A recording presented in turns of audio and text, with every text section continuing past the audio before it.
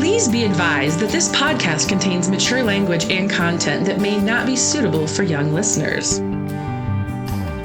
Welcome to Still the Loudest in the Room. I'm Kelly. And I'm Katie. And we are two women fighting perimenopause and trying to be the sweet and loving wives and mothers that we always thought we could be. How's that going for you, Katie? I do want to point out that in the notes you wrote LOL. We wanted to have conversations, asking questions that would make maybe a listener, if we get one or two, think a little more beyond just the surface of everyday life. So we want to see where these conversations lead us, because I think we have great conversations. I do too. I would like to say that they're the origin of the name. Yes, podcast. Please do. It's just that we both recently discovered that something we're really proud of is that in our senior superlatives in our yearbooks, we were both voted class clown. And 30 years later, it's probably still my proudest moment.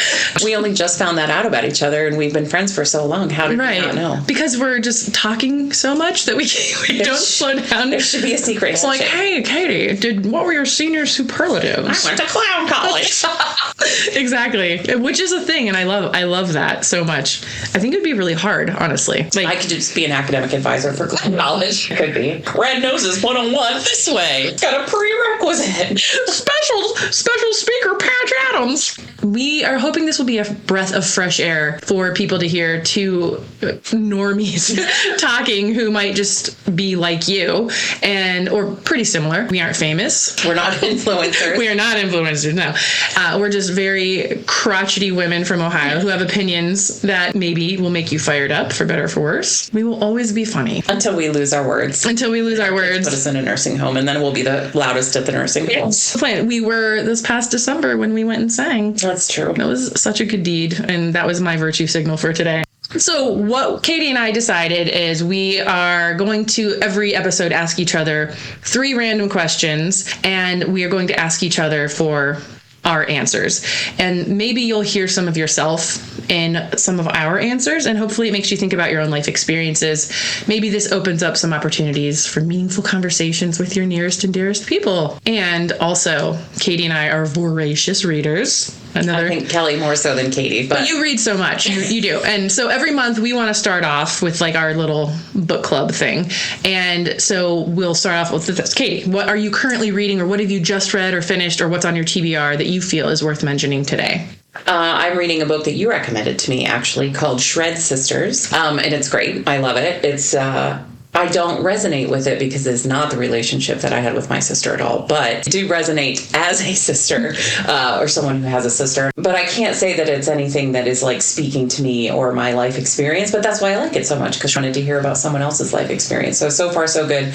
It does make me a little bit sad that it's very clear she has some sort of, like, they institutionalize her for 2 years, and is there a diagnosis? Like, they just put her on mood stabilizers, but that obviously doesn't help, because immediately upon being released, she runs away from home. Spoiler alert. That's fine. Sorry. No, it's okay. This show is never going to... Let's assume one broad umbrella spoiler alert. No, I totally remember thinking that in the book too, and how sad it was. And to your point, I don't have that similar family dynamic either. And I sometimes wonder, like, are we completely broken people? You read these books sometimes and you're like, what is that like? The family that actually is able, though, to work together, a goal or like a common desire to help somebody, be a family in that capacity. Yeah. And they do try to help her. I mean, I think they do the best they can with the information that they have. I think it's supposed to be set in like the 90s. But I just can't imagine 2 years sending your kid away and expecting them to come home and for everything to be fine. Right. Like, oh, she's fixed. It's good. Insane. Like getting your car back from the mechanic. Right. And you're like, okay, new transmission in there, so we're all good. That was a very good book, and I'm glad that you are enjoying it. What are you reading? So glad you asked. Just finished Half His Age by Jeanette McCurdy. I posted about on my Instagram account at 82 Chapters, where I'm sure all of our listeners probably already follow it. Just kidding. But if you are, if there's anybody out there listening, you should follow it. I like to post all of my books on there because I love giving book recommendations. 82 Chapters is the account. The book was good. If you read her first book, I'm Glad My Mom Died, it's such a macabre title. Apropos. My mom is super dead. And that's awful. But you talk about it in such a way that I can talk about it.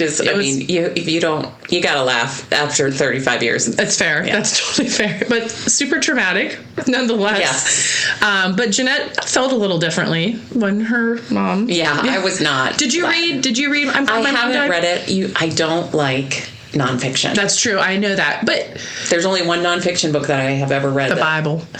No, not the Bible. The Bible is the greatest work of fiction of all time.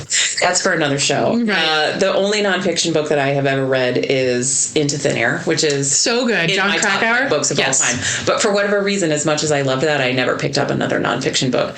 It can be hard, and I think I only read nonfiction sporadically. It's not it's not a genre that I go to all the time. I actually tried The Devil in the White City, and I bored out of my mind. It's very boring. It is. I didn't like it either. My brother was like, "Oh, it's great. It's about the World's Fair." Who gives a shit? It's 7 pages. Yeah, it's pretty terrible. I agree.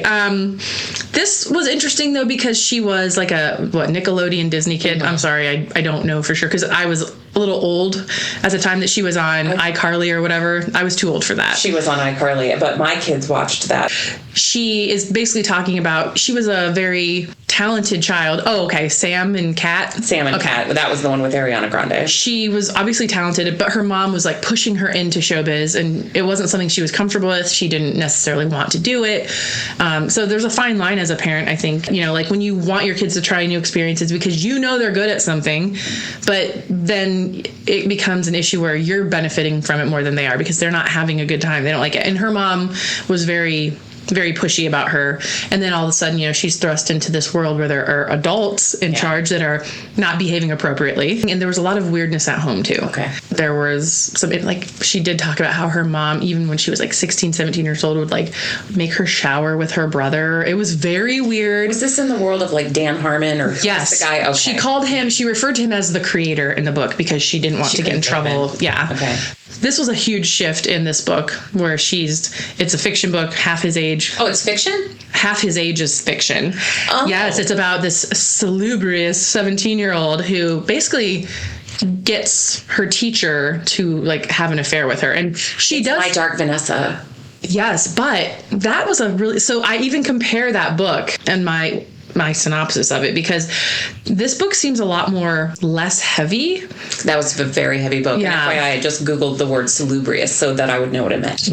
Go on. In this book, the girl is the aggressor, and she's 17, and her name is Waldo. And I did have a lot of problems with that too, because I was like, why is her name Waldo? Of all the names we could have picked for this main character 17-year-old girl. Is it some sort of, is she trying to find herself? No. Does she look like a barber pole? I kept rereading. I'm like, are we talking about, okay, it's Waldo. There was this cool kind of arc where she realizes that once the excitement's gone, they're not stealing away. Just sort of became normal. It became normal. He leaves his wife for her, and she realizes how boring he is. And he's like, when are you coming home for dinner? Are you coming back? She's like, oh, he has a paunch and he's old. And it's like, yeah, no shit. Is she in high school? She's a 17-year-old. Yeah, it's her teacher. It's her writing teacher. What do you mean, when are you coming home for dinner? Is she living with him? Well, because then she graduates, she becomes 18, and then he leaves his wife, and they get together, and they're living in a motel, and it's really depressing. And she's like, Mary Kayla Turner. Yeah, and she realizes that she doesn't want that for her life. And neither does he, and she just ruined his whole life, and he should get his teaching license taken away from jail. But that subgenre I'm always really drawn to.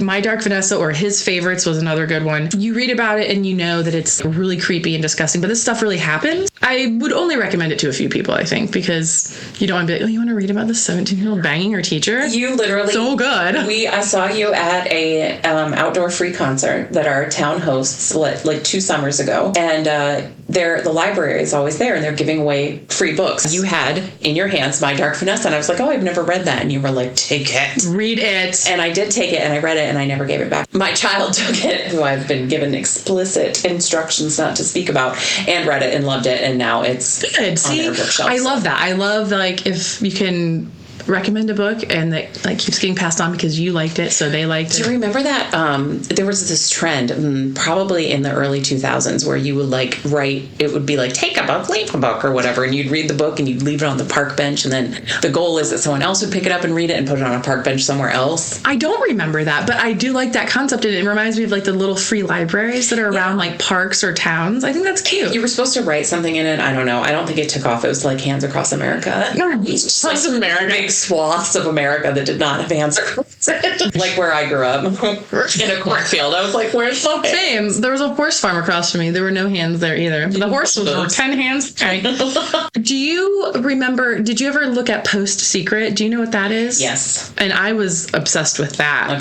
for a long time, the blog and everything. But I actually found a book at Half Price Books. I was just leafing through it, and there was a postcard in it. And I thought I hit the lottery. I was like, oh my God, it's happening to me.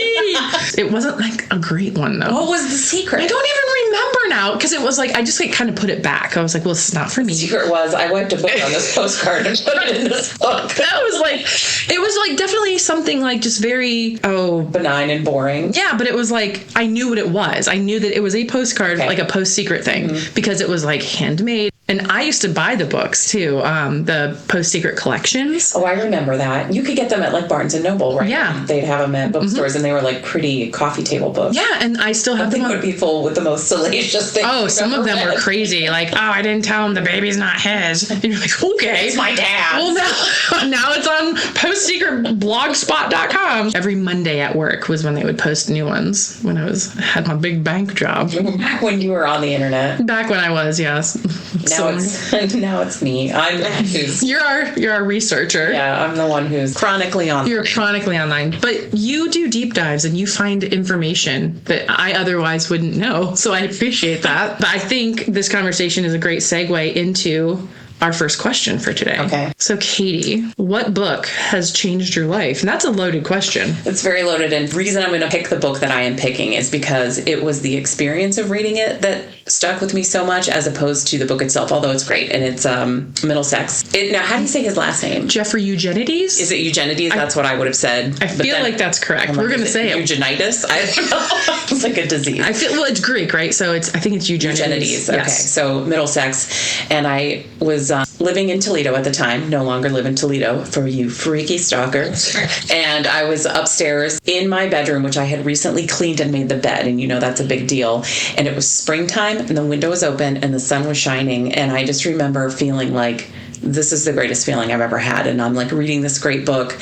And I think I read it in 24 hours because it was so good and I couldn't put it down. And interestingly, like there are a lot of parallels in that book that now, you know, are things that I'm experiencing in my life. And it's just so, so good. It is a heavy book. I can't beve you read it so fast too, because it's like, might have been 48 hours, but either way though, like that is a book that I have never forgotten either. Yeah.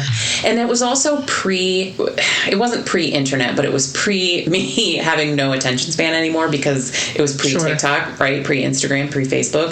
Instant gratification in general. Right. And so I could sit and read for 8 hours straight and have no problem, like without spacing out or falling asleep. I love books like that, though. There have been, I think, a few books that I can recall like reading where I sat down and by the time I got up, I was finished with it. It also, I think, was really impactful. I will say, actually, that could have changed my life because it made me very aware of, you know, the idea of gender as a construct and the idea of biological sex, because I think she is born, I apologize. He is born a biological male. Woman, female, Calliope, right? And then he changes his name to Cal. That's right, because he doesn't have. He was born with like a uterus. Right. No, oh, that's right. Okay. Well, maybe not a uterus, but like the undescended testes. Yes. Yeah. Okay.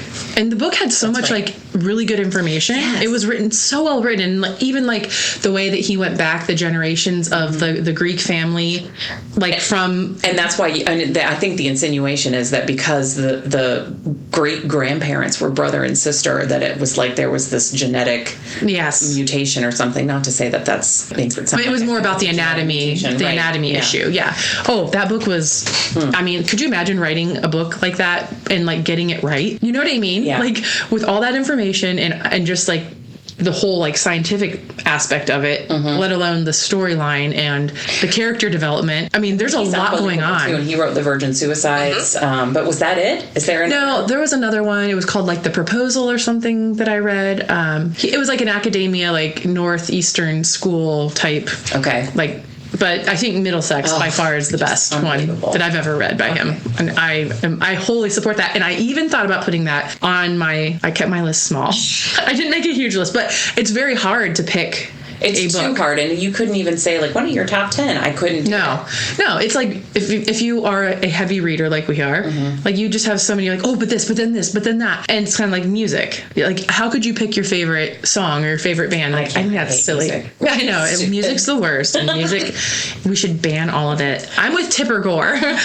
I do find it to be an impossible question. And how do you pick just one? But I will say, and what if I was like a tryhard? I'm like, well, I love Ulysses. I only read Kurt Vonnegut. She'd be like, shut up forever. But I know that when I was younger, when I first started to love to read, Judy Blume had me in an absolute chokehold. I love Judy Blume. To this day, I like her. Like, she has some really racy adult books. Did Judy Blume write Tales of a Fourth Grade Nothing? Yes, she did. Okay, well, that was my sexual awakening. So there you anyway, go on. Turtle. Well, she wrote the book that I'm about to talk about was Just As Long As We're Together. And it was about these 3 junior high about to go into high school best friends.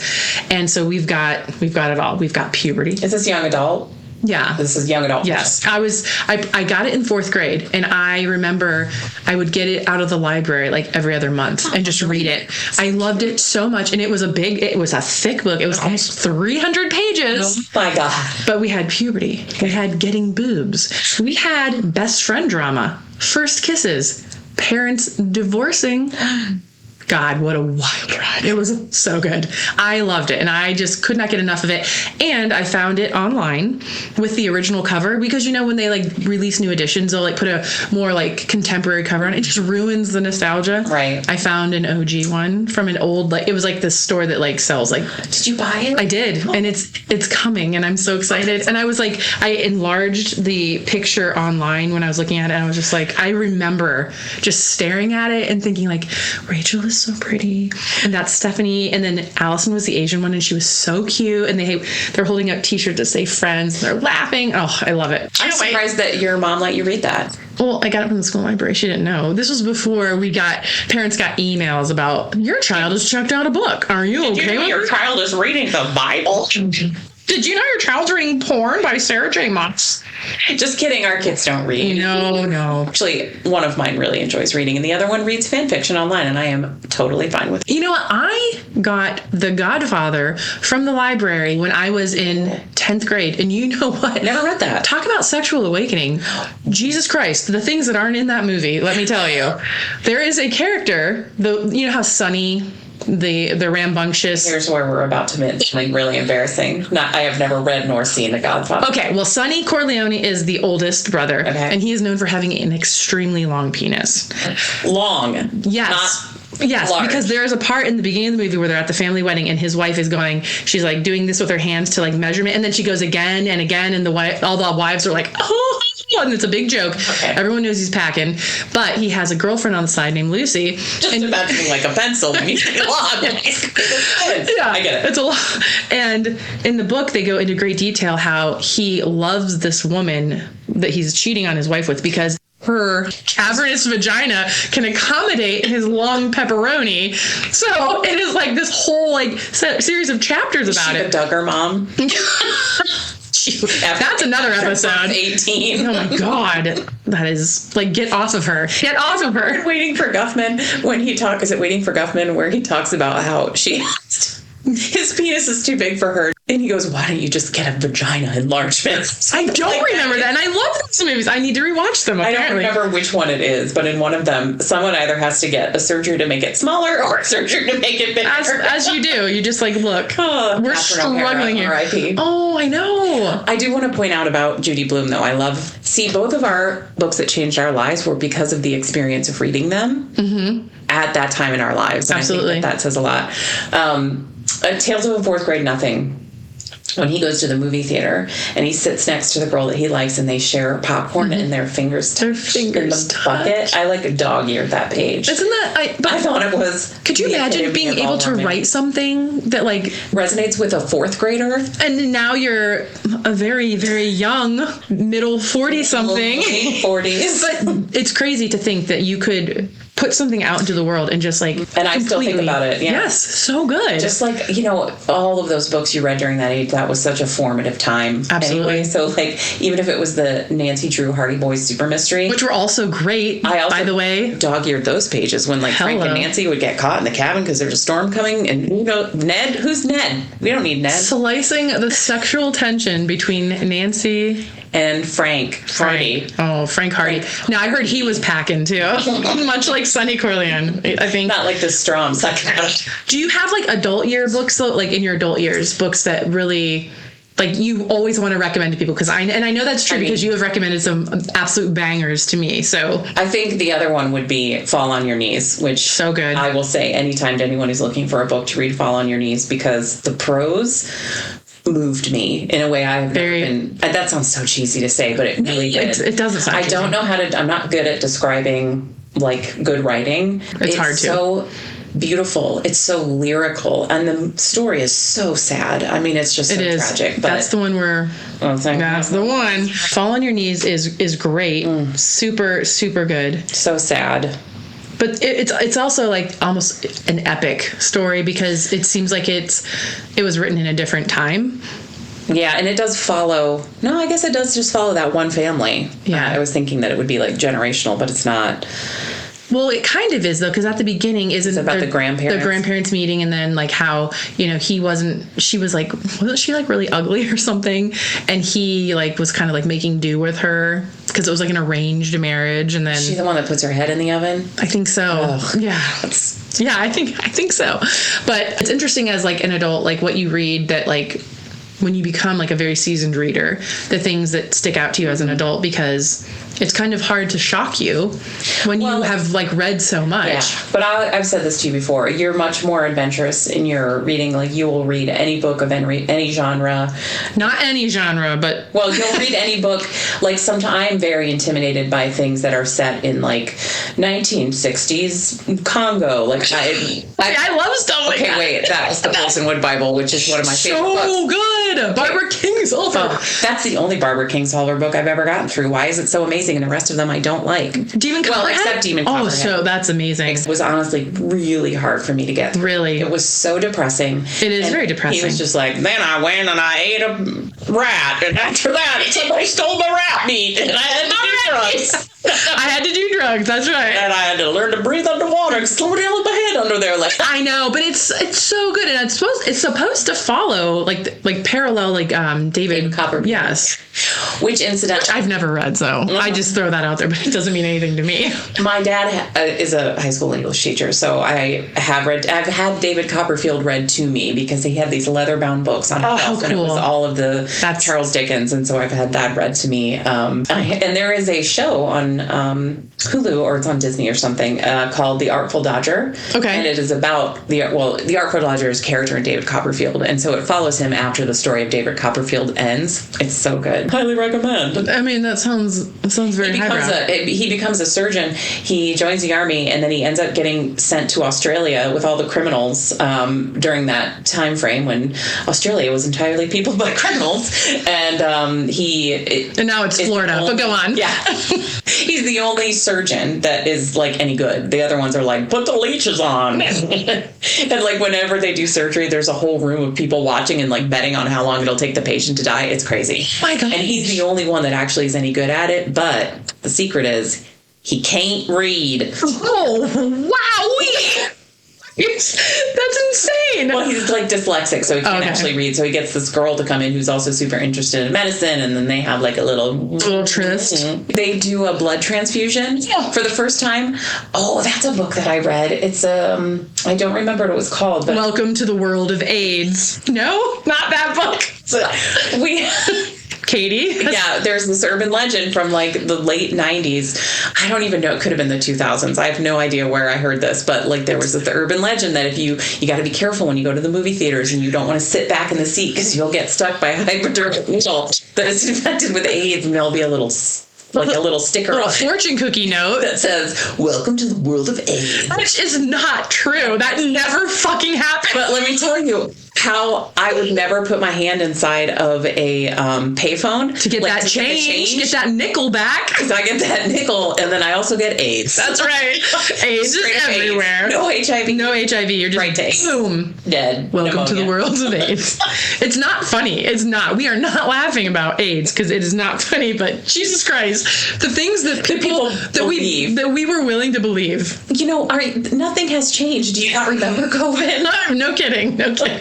You could have given people during, I don't know, you could have told people that like rats cured COVID and they would have been like, give me my rat. Give me my rat and my, what was it, my veterinarian horse medicine, deworming, and spray some Lysol up my cooch and I'm good to go. Shine a very bright light. Sunshine in your butthole. Will cure COVID. Well, have you ever seen like people will go outside and they like put sun on their perineum? Perineum. Did I say that wrong? Is it perineum or perineum? I think it is perineum. Perineum. Okay. See, I read so much, but I can't even say perineum. How often does that come up in daily life? Weren't people getting like skin cancer? Because that is like, well, like you don't get sun down there. That's true. And then they go outside completely naked to ground themselves. You have to be barefoot and touch the ground because it's something about the vibration and the frequency of the earth. I do ground. I do like that. Oh, Kelly. I know. No, all the time, but it does feel really good. I'm sure it feels great, but I need you to know that there's no scientific fact behind the idea that I'm not it's saying doing anything. I'm not saying that it is. Okay, it just makes me feel good. Good. It feels good on my feet, and I like it. With nature. Yes, I like being outside. Okay, then just don't tell me you're turning your butthole up to fun. I am not. We should market some SPF. Except they don't use it because they don't believe in it. Speaking of being outside, sorry, did you go for a walk today? I did, and it was so nice. Glorious. So nice. Oh, I'm so ready for this beautiful sunshine to keep. You thought about going for a walk. Does that count? Yeah, it totally does. You were like thinking about it, and you're like hankering.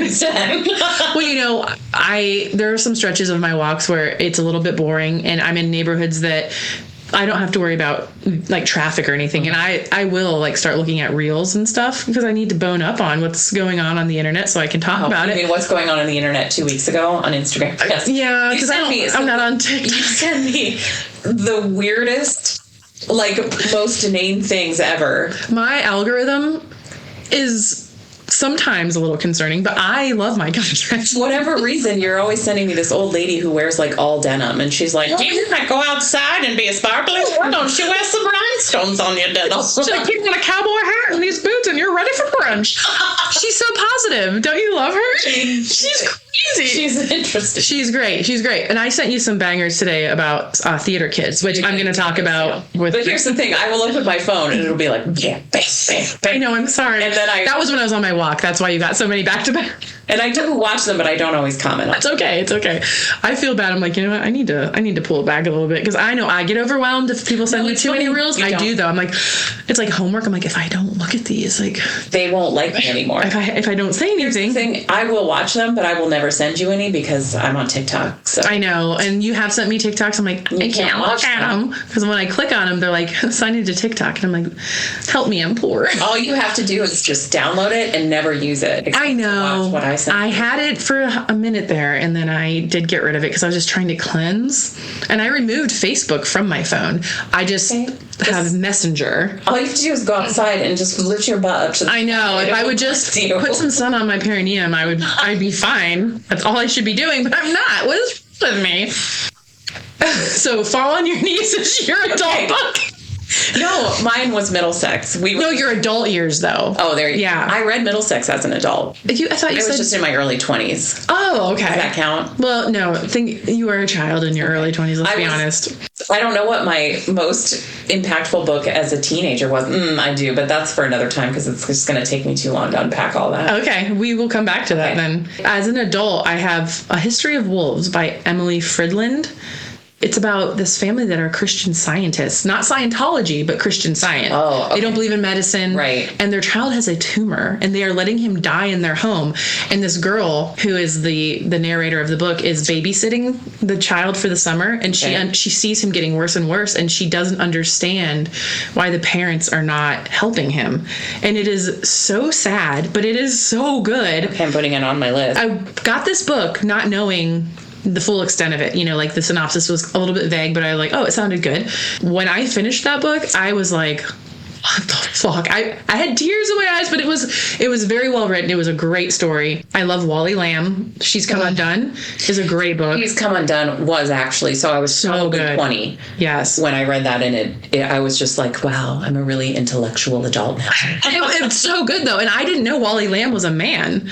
Like, I didn't know. And I was like, for him to be able to write so articulately about female characters, like he does that often. The only other, so I've read I Know This Much Is True, which is also unbelievable. Is that the brothers? Yes. Okay. And then the most recent one, which is horrifically depressing. The River is Waiting. We Are Water is the one that he wrote a couple years ago about a woman who's been married for 30 years and decides that she no longer wants to be married because she is gay. And it is a great story. She gets a girlfriend, and her husband is like very bitter. But it is it's a great story. Okay. Very good. My friend Amanda, though, was the one that recommended She's Come Undone, and she let me borrow it, and I was pumping at the time. I had my first son, and I was breastfeeding and pumping while I was at work, so I would go into the bathroom and prop the book up and read it while I was pumping, and so I will always remember it that way. That's the experience, but the book was so good. The Stand. Oh, you're a Stephen King person. I do love Stephen King, and I reread The Stand. I had read it when I was a teenager, but while I was bouncing a baby on a yoga ball, trying to get her to sleep. While you're reading Stephen King? I'm reading Stephen King on my phone in the teeniest, tiniest font of all time. And so that book is this long. Right. And I bounced her on that damn yoga ball for 6 months. So you got through it. Yeah. Got through the book. For the second time. And I never reread books. I usually don't either, but that's really funny, especially that book that's very... Well, I had read it as a teenager, and it will probably feel new again then, because that's a long time in between things you think you remember. Right. And I'll probably never read it again, but it is unbelievably good. I read Apt Pupil, which I didn't know that he wrote. Yeah, but that's a novella. I did find it funny though how, and this is an older book, but the lingo in the book, I told my mom, hey, what's happening, and kick rocks. It was just so funny. I mean, I will say it was appropriate for that time, but now he's still doing it, right? Still does it. Well, I just read Birdie or whatever. Fairy Tale, which is a great book, but one of the characters' names is Birdie, and then in the End of Watch books, Mr. Mercedes, there's a character named Barbara, and she's supposed to be 12, and it's 2014, and it just takes me right out. Barbara, I looked it up on the net. The Net. I can't do it. The Net. Okay, do you remember the movie The Net with Sandra Bullock? Oh my God. And Dennis, it's the guy from Saturday Night Live. He used to do, not Dennis Leary, he used to do the news. Oh, I know who you're talking about. He's real cocky. Is his name Dennis? Yeah, I know who you're talking about. The Net stands alone as one of it scared me. Well, it's also... It's horrifyingly embarrassing to go back and watch that now and think how technologically advanced we thought that was at the time. I was terrified. I would imagine it would be it's like oh my gosh, reading hieroglyphs. I'm this is right. It is nothing like that. I will say the next question. Well, I was going to say, speaking of the internet being scary and stuff, I remember seeing Terminator 2. They kidnapped the guy that built the robot stuff at Skynet. It's been so long. They kidnap him. He's the head scientist of Skynet, and they kidnap him and take him back to the headquarters, and Dennis Miller, yes. And they are you need to destroy this now because it's going to ruin the world or whatever. He's also not dead. I've been thinking of Norm Macdonald. Oh, Norm Macdonald. Yeah, he did die, 5 years ago? Yeah, Dennis Miller is still alive. So, sorry about that, Dennis Miller. I was just taking your word for it because you are the factotum. Didn't he become a MAGA chud though? I don't know. He was always very cocky. I thought he was dead. Okay. Anyway, he came from a weird time of cast members. Speaking of SNL I think is what bonded us. That's why we became friends. Oh, because we knew all the random stuff like Colin Blow. Yes. literally the first night that we ever met. Yeah. When we were talking about all of that and then texting all of the quotes back and forth to each other. When we got on we were both both chaperones for the local high school marching band because we're band moms. So on our bus rides back to our high school, I was on the baritone trombone bus, and you were on the trumpet clarinet bus. There you go. And we were texting each other, and we were laughing, and I was like, oh my gosh, I think I found a friend. It is so hard to make friends as an adult. So hard. I mean, neither one of us grew up in this area. I'm from maybe an hour more east, but you're from the other side of the state. Yeah. Are we both? Well, right smack dab in the middle. The flattest, near a glacier used to cover that. And a swamp. The black swamp. Not giving anything away here. But they're going to crack your code. Oh, yeah, on the net. All right, so let's move on to question number 2. Okay. Have you ever been bullied? It's an interesting question because growing up, the fat kid, you become the class clown. It's actually in the rules of the world. If you're going to be fat, you better be funny. And so honestly, no, I wasn't. But I think that my experience was very singular because I went to such a tiny little school in the middle of nowhere. So it could have been awful for you if you had been bullied. If I had been. Or not. Yeah. I don't recall being bullied. Did I fight with my friends and there was drama and all that? Of course. But I don't remember being bullied like in the way that you would see on TV or whatever. Right. Like, no, it didn't. Never got slammed into a locker or a wedgie in the middle of gym class? No, I never did. And I feel very, very lucky about that. And, I also don't think I ever bullied anyone. I remember there was a kid in my school who did, people would walk by and they'd slam his books, and it made me really sad. And honestly, I would help him pick them up, but he was the most annoying human being that ever lived. And I looked back. It's that common. I was like, if you weren't so stupid, people would knock your books out of your hand. No, it's not. Can I help you? I will say, though, as a parent, at the way you see things now, like if that was your kid or when you see anybody's kid getting bullied, it is so heartbreaking. Oh my God. You're just like, oh, I don't want that to happen. Remember, my older one saw the kid getting bullied in the band, and even though that kid was super annoying, stood up and said, hey, this is mean. And that's awesome. That means that you're doing a great job. Yeah, it's all because of me. But it truly is, though. It is, because you instill those values in your child, and you show, you are the example, we can't tear people down. No. Even if they are mega chuds. It's hard, but I mean, that made your child look like a freaking superhero because your child had all of the reasons in the world to just ignore it, walk away, join in, or just be like, that's what you get. And they didn't even tell me about it. Some other parent had witnessed it and told me, which was the best part. I think Debbie and I told you. It was you who told me. Yeah, because you were on holiday in Greece. I was in Greece. You were in Greece because you're always just jet setting.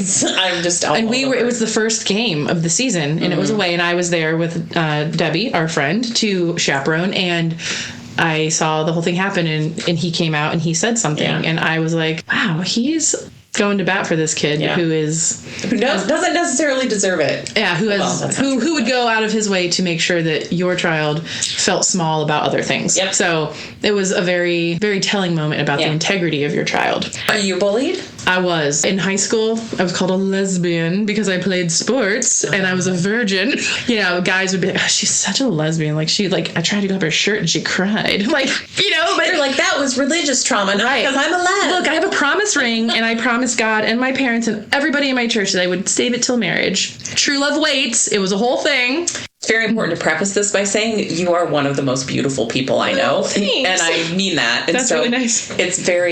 Makes me very sad to know that, I'm the person who would have been bullied in high school. Did not have tweezed eyebrows in high school. I was very flat. I wore turtlenecks under basketball jerseys. I could see why the lesbian thing might happen. Okay. But no, I mean, even as I was in high school, it was just, I think it was this weird macho thing because I excelled at sports and there were certain guys that had a problem with that. And so, clearly she's a lesbian. It was silly in 90s. Boys bullied you? Boys bullied me. Guys, they would walk down the hall and be like, we'll do that fake cough thing.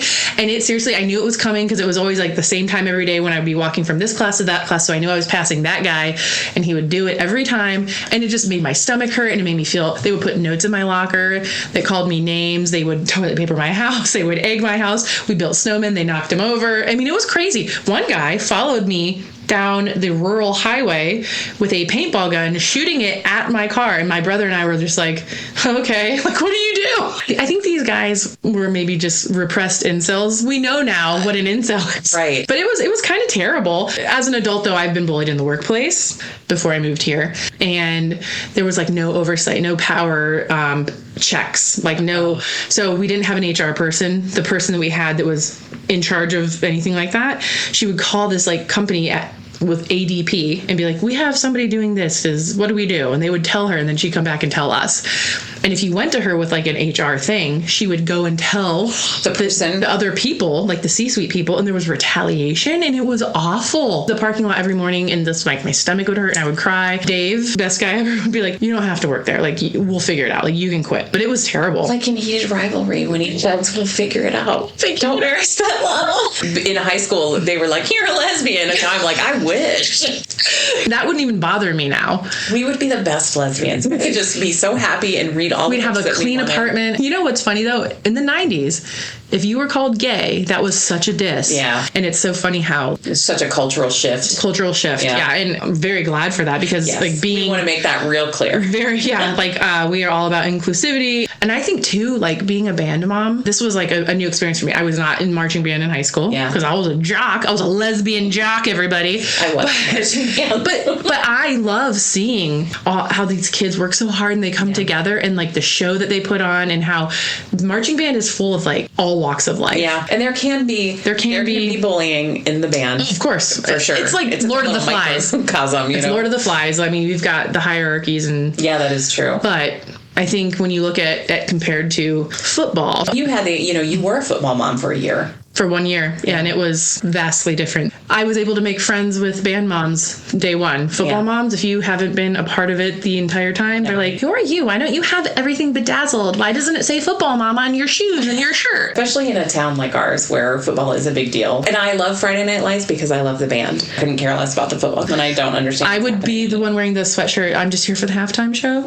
Seriously, if I wasn't chaperoning, I did leave after that. Yeah, actually, you've always made a very pointed effort to never wear any branded items to any of the games. You're always wearing like a band t-shirt or something that's like patriarchy, or I know. It's a good day to read band books. Yeah. And I just look for the moms that like keep their distance from me, and I'm like, okay, well, I know who you voted for. Right. I wear my big wretched woman. I wear my big like trans pride pin. I think it's good though for the kids to see that you have that on, because I think they know you're safe. Yeah. I'm 100% for that. In fact, I have a pin that I wear that says you are safe with me, and it has like the rainbow around it and the trans colors underneath. It's always like on my coat, and I wore it to Barnes & Noble, and one of the baristas there was like, I love your pin. And they always wear their pronouns on their apron. It says they, them.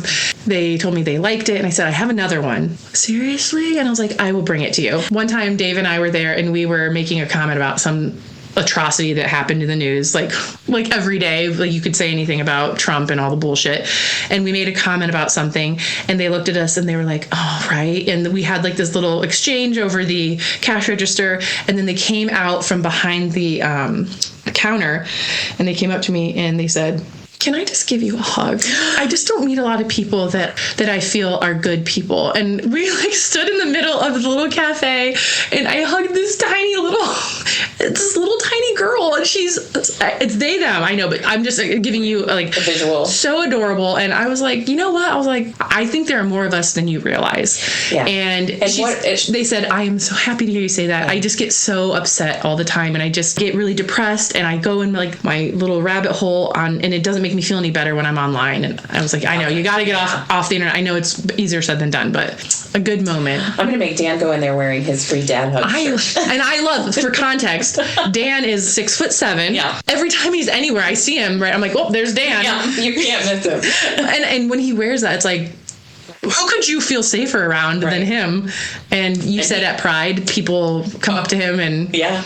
Well, at Pride, he walks around to the people who are holding the Bible signs, and he blows like an air horn in the face. Which is so funny. He just stands there just because he's so quiet. Yeah. He's so unassuming. But his presence. Yeah. I love it. I think that did really upset Number two, she didn't like that. It made her very nervous. She was worried he was going to get in trouble. So we probably won't do that at the next one, or he'll do it where she can't see. But I think it's awesome. I think that it's great that you both are very supportive of our children. Why wouldn't you be? Across the range. I think, the experience that you had with that, Marissa, is it's such an experience of where we live. Mm-hmm. Imagine if we were in like Portland. Right. I bet you don't New York have that. City. Yeah, you don't have that experience there because most people are the same. And mm-hmm. you just kind of know. You're like, well, everyone here is on the same page. But I think that's what a lot of the people on the right think around here is we're all on the same page. And and it's so important that, you let people know that they are safe and that they are respected. Well, and that was the point I made to them at the time. I said, there are more of us than you think, but we don't have flags on our cars. Yeah. We don't wear hats that say stupid shit. We don't wear t-shirts that Excuse me, your hat says daggum. It does, and my hair is very dirty. So after my walk, I was like, well, we're just going to slap a hat on. But we don't advertise it in ways that the other side does, where it's obnoxious and it's crass and it's. But look at my shirt. This is funny because look at this. I have Kamala hair. Oh my God. I'm like totally going against everything I'm saying right now. It must be her high school graduation. It's like, I think it's her college graduation picture. And I bought it off the website when she was running. And I love it. So I wore this that whole summer before November when we voted. Okay. And we were on a road trip, went up through Vermont, all the way to Montreal and back down. Mm-hmm. And Vermont's amazing. Very, very blue. Yeah. We were in a Bernie Sanders. We were in a ski shop and this kid comes up to me. He goes, "Is that a picture of you?" And it is Kamala Harris. I am a white woman. And Kamala Harris. Wait, let me see that again. She very much looks like a woman of color on this, especially. Does not look like. No, and I don't know if you are both beautiful women. I don't know if you're not like her. I don't know if he was trolling me or not, but Dave witnessed it too, and he's like, "Is that kid a dipshit?" And I go, "No." I said, "No, it's Kamala Harris," and he goes, "Who's that?" And at the time, she was the vice president of the United States. I go, "She's the vice president." He goes, "Oh, huh." And he just looked at me as if like maybe he's going to have to fact check me later. I was like, he's like, "Sir, Newsmax." I'm going to have to ask Mike Lindell. Our last question. Phobia that you are embarrassed of. Oh, this was easy. I have so many phobias, as you know. I have two, I think, that really actually impact my everyday life. One is that I cannot step into a shower with my bare feet. So I wear flip-flops in my own shower. I wear flip-flops in anybody's shower. I was living with my friend John. He had a brand new, not as a boyfriend, just as a friend. He had a brand... True love waits. Go on. Especially when you're gay. He had a brand new bathtub installed. And he was like, "You can take a bath. It's fine." And I was like, great. No butts or pubes have ever touched this bathtub. I spent 5 seconds and I was like... This does not severely impact my life, but I don't like thinking about things underwater that shouldn't be underwater. Okay, it's called. Listen, can't look. My feet are off the floor. I can't have my feet on the floor when I think about it because I'll die. You are the weirdest friend. It's called submechanophobia. It's real. It's real. That's so it has funny. A Reddit sub. I can't. I'm not Lake Erie. No, I know. I'm not discrediting. Like you. if I'm in Lake Erie, no, I can't see what's underneath me, and it's probably a dead body or a shipwreck. Yeah. But if there is, imagine just an ocean floor, and you can see it, and it's murky. Okay, and there's just like a fucking chair down there, just sitting there. I can't. I will die. Did you watch Titanic, or did that horror to you? As long as my feet are off the floor, I can handle it. But as soon as the water started coming in, I was really having a panic attack. Wow, that's really interesting. Well, mine is not nearly as interesting as yours. I hate spiders and snakes. Oh, wow, look at me. Wow. I do, though. I abhor them. Okay. I grew up in a rural area where we had snakes everywhere, so you'd think I'd be used to them, but I'm not. I grew up in a family of snake handlers. Yeah. We were not Pentecostal, but I just don't want to misrepresent myself. We were weird, but we were not that. Not snake weird, okay. But there were snakes that would come up through the vents in our house. Yeah. So you can imagine, holy cow. And then more than once that happened? Yeah. And apparently my parents found out after the fact. At my house, never again. Oh my God. Well, my parents found out after the fact, after they bought the house, that the owners previously had found a snake, like a rat snake, which they get like 5 feet long. Oh, they're huge. It was like coiled up under the couch cushion. They did not tell my parents that. Oh, why would you, right?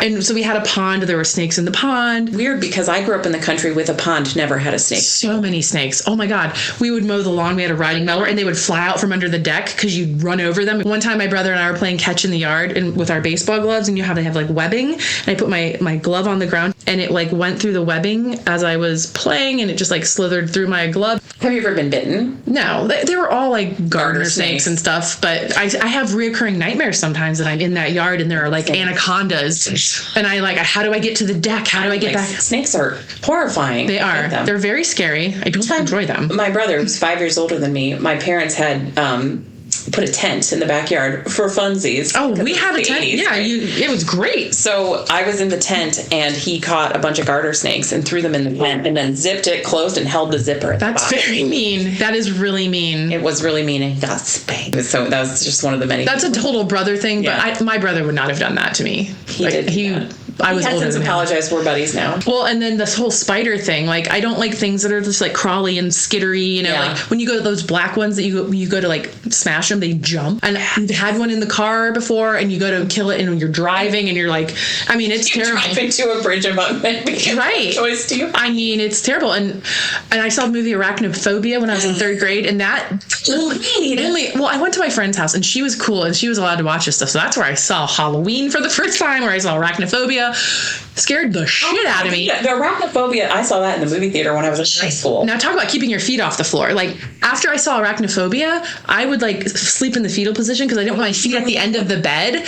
I didn't know. Yeah, like the spider in the football helmet or under the lampshade. When it crawls out her nose. Oh my God. After the popcorn. Right. And at the beginning, the guy gets bit, in like South America, and they bring his body back and it's all emaciated because of the poison. Holy cow. That's a really scary movie. And side note, I've met Jeff Daniels, but I will get back to that. Dude, way to bury the lead. But my cousin told me when I was little, she was older than me. She babysat me. I trusted everything she said. She told me, she's like, when you cut a bit or you take a peel off a banana, and at the ends, both ends of the banana, there are like those little like black dots. She goes, those are spider eggs. Lay their eggs in the ends of the bananas, and if you eat those, they'll go into your stomach and they crawl out your ears when you sleep. And I believed everything. Religious, yes. I never questioned anything. I was like, wow, well, hot dang. I was terrified. And then I see Arachnophobia, and that doesn't make me feel any better. Terrible. But yeah, Jeff Daniels, I played college basketball with his niece, and he came to a few of our games, and I met him. And I didn't want to be like, oh, I love Dumb and Dumber, because I figured everybody says that to him. So I prepared myself, and I said to him, it is so nice to meet you. I loved Terms of Endearment and Arachnophobia. And he was like, okay. But he was very nice. He was very nice. What was he going to say to me? He's like, Terms of Endearment, what a knee slapper. I know. Well, I wanted to let him know that I was a true fan. Yeah. And I know. More than just the extent. Yeah. What is the best thing you've seen on the internet at the moment? I am really enjoying all of the TikTok videos that I'm seeing of people dancing to Charlie X's 360 because it was in this season of Bridgerton. There is an instrumental version of 360 or 360 or whatever it is. I'm old. I don't know. And so everybody is making all these hilarious videos about it because there's this recital that they do to this song, and they do this like really weird little horsey dance, and it's very funny. I love that you love Bridgerton, and I feel like I need to watch it. I mean, but have I ever steered you wrong? You have not. You are the reason. Watch Heated Rivalry. And I did, and I did. I loved it, and I cried at the end of episode 5, just like you knew I would. Yeah. I am currently really enjoying the Instagram account of Mitch Wood, which I sent you all those reels of today. He's a guy that is like reenacting like theater troupes or theater ensembles when they come out for curtain call. This is a grown man, by the way. He's like 40, wearing a dress. Yeah, 40 years old, and he's impersonating theater ensembles. And then he also like just encapsulates their sheer enthusiasm. And did you see the one where he's like doing an impression of musicals that move through the decades? And he's like, the 70s brought a new wave of music to the forefront. We said goodbye to the Beatles and hello to disco. It was I guess I didn't. Ridiculous. Oh my God. And he does this whole like monologue about like the 70s, 80s, 90s, and he talks about Princess Diana, and he's like, and that was the first time I saw my mother cry. And it's really funny. Like, these are the this is what the internet's for. Right. This is what the only thing we should be using this for. Nothing else. No political shit and no one should ever know what's going on in the world. We should just no flat earth stuff. We don't need it. We don't. It should be vetted through us. Well, that concludes our first episode of Still the Loudest in the Room. Thank you so much for joining us, if anyone did. There's this great Mike Birbiglia quote that he talks about being the class clown. He's like, the class clown just walks in and says, "You're fat, you're gay, I'm out of here."